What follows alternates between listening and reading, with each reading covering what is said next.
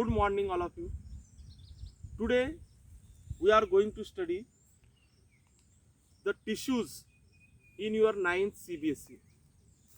जो आपका tissue chapter है, उस टिश्यू चैप्टर में हम प्लांट टिश्यूज के बारे में आज देखने वाले हैं. प्लांट टिश्यूज को रिवाइज करने वाले हैं.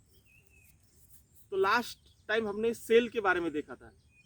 जब ये काफ़ी सारे सेल्स जब यूनाइट हो जाते हैं तो उससे क्या बन जाते हैं? टिश्यू बन जाते हैं.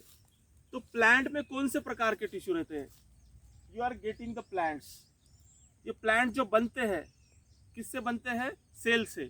और सेल जब यूनाइट होते हैं तो उससे क्या बनते हैं? टिश्यू बनते हैं. तो प्लांट्स के बॉडी में कौन से अलग अलग टाइप के टिश्यू रहते हैं और उनका क्या काम रहता है, that we are going to study today. तो प्लांट्स में जो टिश्यू है वो दो प्रकार के होते हैं, एक मेरिस्टेमेटिक टिश्यू और परमानेंट टिश्यू. तो मेरिस्टेमेटिक टिश्यू जो है ये एक्टिव टिश्यू होते हैं, डिवाइडिंग टिश्यू होते हैं. इसमें माइटोसिस होता है और इससे प्लांट का ग्रोथ होता है. जो भी प्लांट में जो ग्रोथ हो रहा है that is due to the which type of tissue? Meristematic tissue. तो ये जो मेरिस्टेमेटिक टिश्यू है जिससे प्लांट का ग्रोथ होता है, ये डिवाइडिंग टिश्यू है. तो ये कितने प्रकार के होते हैं? तो meristematic tissue are of 3 types. इसमें जो पहला टाइप है वो जो अपाइकल मेरिस्टेम. जो भी मेरिस्टेमेटिक टिश्यू जो स्टेम है, स्टेम के टिप में रहते हैं और स्टेम का साइज बढ़ाते हैं, लेंथ बढ़ाते हैं. और रूट जो दिख रहे हैं, रूट का के भी टिप में रहते हैं लास्ट पार्ट में, और रूट का लेंथ बढ़ाते हैं. तो this is called apical meristem. Stem के टॉप में और रूट के टॉप में रहते हैं और इससे लेंथ बढ़ता है रूट और स्टेम का. अभी दूसरे टाइप के जो टिश्यू है meristematic tissue, that are called lateral meristem. तो ये लैटरल मेरिस्टेम कहाँ रहते हैं? जो भी स्टेम है या रूट है उसके अंदर जो कैम्बियम रहता है वो कैम्बियम का ग्रोथ करते हैं डिवाइड होके.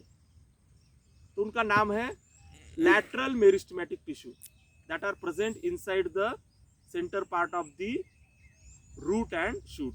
और तीसरे प्रकार के जो मेरिस्टेमेटिक टिश्यू है वो intercalary meristem. And that intercalary meristem are present at the base of the node. Stem में जो नोड पार्ट रहता है उसके बेस में रहते हैं ये इंटर कैलरी मेरिस्टेम.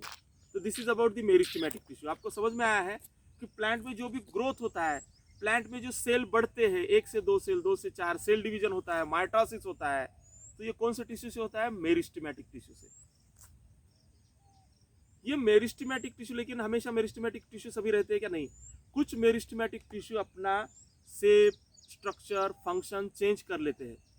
यानी उसमें कौन सा प्रोसेस होता है? डिफरेंशिएशन होता है. खुद को चेंज कर लेते हैं और उससे क्या बन जाते हैं? फिर अलग अलग प्रकार के परमानेंट टिश्यू बन जाते हैं. तो ये परमानेंट टिश्यू भी 2 प्रकार के होते हैं, एक सिंपल परमानेंट टिश्यू और दूसरा complex permanent tissue.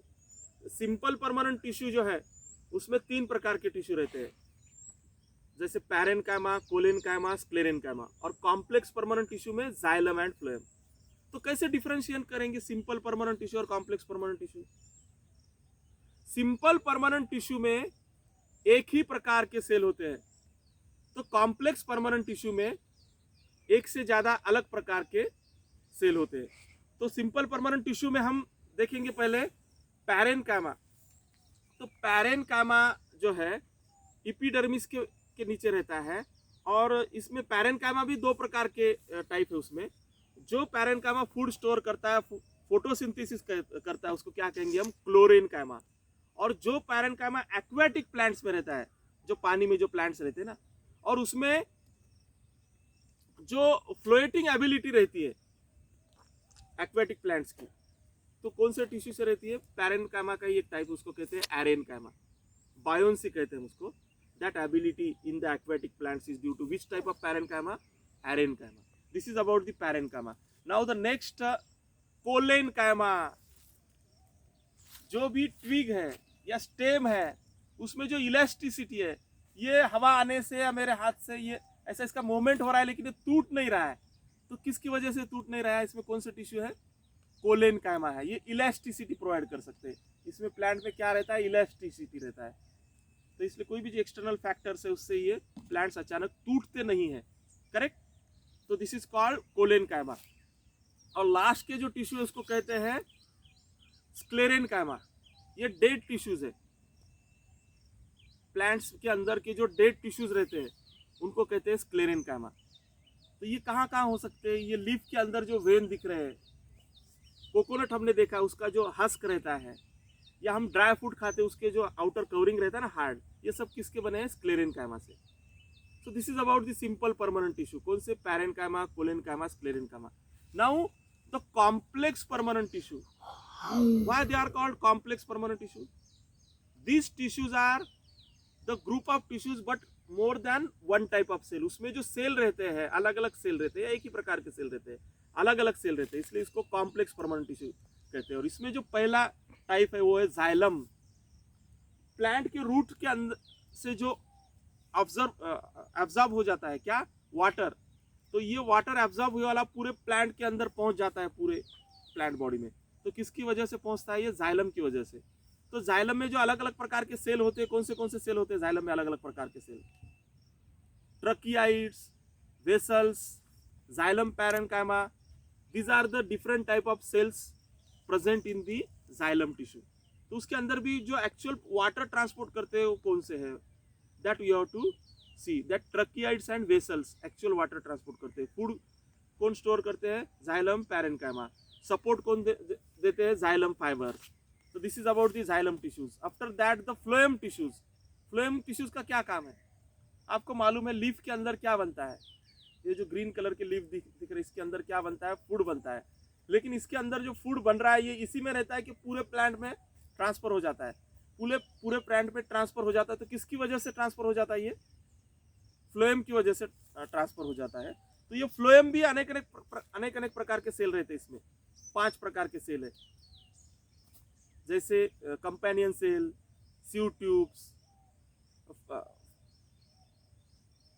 Phloem fibres, phloem parenchyma। Yeah, all these are the cells present in the phloem that are helpful to transport the food which is synthesized in the leaf to different parts of the plant। Leaf के अंदर जो food बना है वो सभी plants में distribute करने का काम ये फ्लोएम करते हैं।